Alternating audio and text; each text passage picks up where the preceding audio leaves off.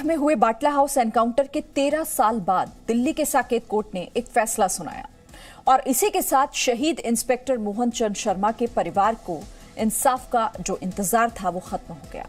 Saket court ने inspector Mohan Chand Sharma पर गोली चलाने वाले आरिस खान को फांसी की सजा सुनाई। शहीद के परिवार ने इसे सटीक फैसला बताया। इस फैसले के साथ ही बाटला हाउस एनकाउंटर का सच भी सबके सामने आ गया कि एनकाउंटर बिल्कुल सही था, सच्चा था। ऐसे में जिन नेताओं ने इस एनकाउंटर पर सवाल उठाए थे, अब उनसे सवाल पूछा जा रहा है कि वो देश और शहीद के परिवार से माफी कब मांगेंगे।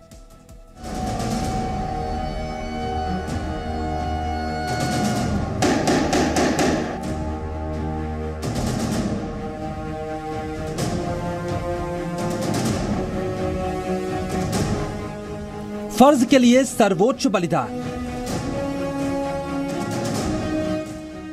इंसाफ के लिए शहीद के परिवार का 13 साल लंबा इंतजार और एक फैसला जिसने सारे सवालों को खत्म कर दिया। दिल्ली की साकेत कोर्ट ने साल 2008 में बाटला हाउस एनकाउंटर के दौरान हुई पुलिस इंस्पेक्टर मोहन चंद शर्मा की हत्या के दोषी आरिस खान को सोमवार को मौत की सजा सुनाई और इसी के साथ देर से ही सही शहीद मोहन चंद्र शर्मा के परिवार को इंसाफ मिल गया।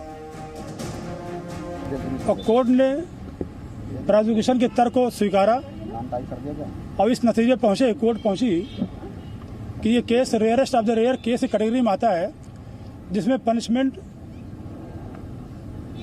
फांसी की सजा हो सकती है और कोर्ट ने फाइनली इसमें फांसी की सजा अवार्ड की कन्विक्ट को।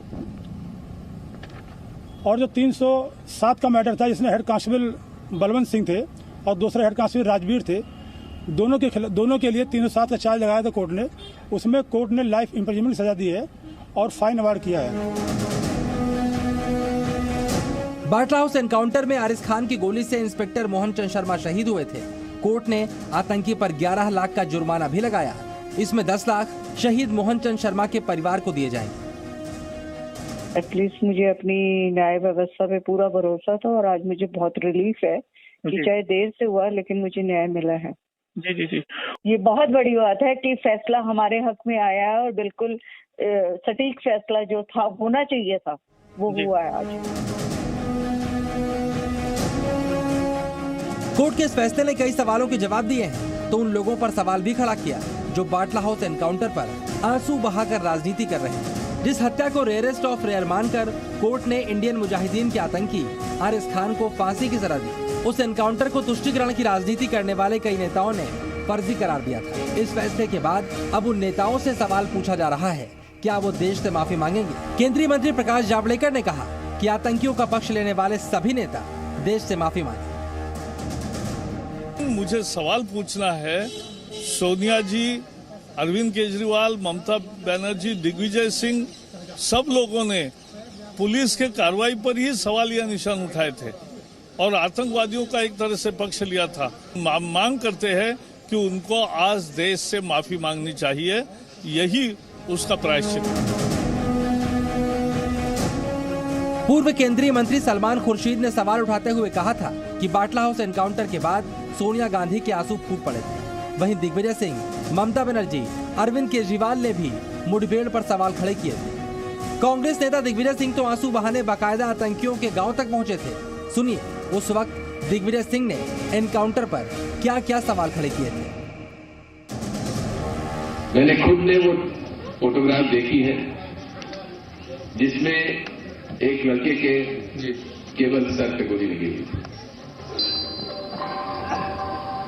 दहशतगर्दी में एनकाउंटर होता है तो यहाँ गोली लगना नामुमकिन है। सबसे दुखद यह है, आज इस सजा में मोहन चंद शर्मा को न्याय तो मिला, परिवार को न्याय तो मिला, लेकिन ऐसे कांग्रेसी नेता माननीय दिग्विजय सिंह जो संजरपुर जो आतंकवादियों का नॉर्थ इंडिया कमांडर आतिफ अमीन का हेडक्वार्टर था, उसको उन्होंने तीर्थस्थल बना दिया था। सवाल सलमान खुर्शीद जैसे नेताओं पर भी खड़े हो रहे हैं जिन्होंने इस बात का खुलासा किया था कि बाटला हाउस एनकाउंटर के बाद सोनिया गांधी की आंखों से आंसू निकल आए थे। अब जब आरोपी को सजाए मौत मिली है, बाटला हाउस एनकाउंटर का सच सामने आ गया है, सलमान खुर्शीद एनकाउंटर को ना रोक पाने का दुख जाहिर कर रहे हैं। इनकाउंटर करना सरासर गलत है। आज जो इनकाउंटर हो रहे हैं वो भी गलत है, कल जो इनकाउंटर हुए थे वो भी गलत है।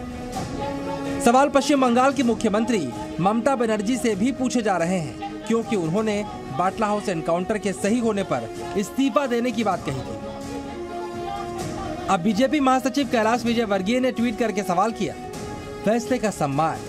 बाटला हाउस एनकाउंटर मामले में दोषी आरिज खान को कोर्ट ने मौत की सजा सुनाई। सोनिया जी आंखों में आंसू आए थे, ममता जी राजनीति छोड़ने वाली थी। इस फैसले के बाद दोनों की आगे की क्या योजना है, सोचकर देखिए। जिस सपूत ने फर्ज की राह पर अपनी जान कुर्बान कर दी, जब उसकी शहादत पर सवाल खड़े किए जा रहे होंगे, उस एनकाउंटर पर सवाल खड़े किए जा रहे होंगे जिसमें इंस्पेक्टर मोहन चंद शर्मा की जान गई, तब परिवार पर क्या बीत रही होगी। लेकिन अब सवाल करने वाले खुद सवालों के घेरे में हैं। क्या वो शहीद के परिवार से माफी मांगेंगे?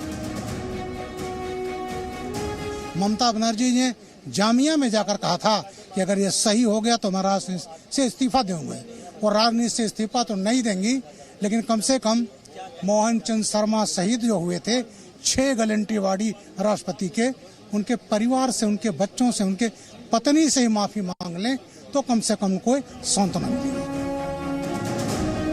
19 सितंबर 2008 को बाटला हाउस एनकाउंटर में दिल्ली पुलिस ने 2 आतंकियों को मार गिराया था, लेकिन आरिज समेत 2 आतंकी फरार होने में कामयाब हो गए थे। आरिज को 2018 में गिरफ्तार किया गया था। कोर्ट का फैसला उन पुलिस वालों की भी जीत है जिन्होंने गुनहगारों को सजा दिलवाने के लिए दिन रात एक कर दिया।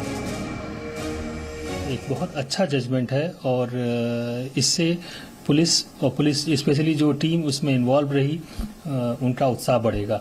और सबसे बड़ी बात यह है कि इसमें आज जो हमारे इंस्पेक्टर मोहन चंद शर्मा जो शहीद हुए थे, उनको सच्ची श्रद्धांजलि मिल रही है कि उनको मारने वालों ने, उनके ऊपर जो जिन लोगों ने गोलियां चलाई थी, उनको भी मौत की सजा कोर्ट ने सुनाई।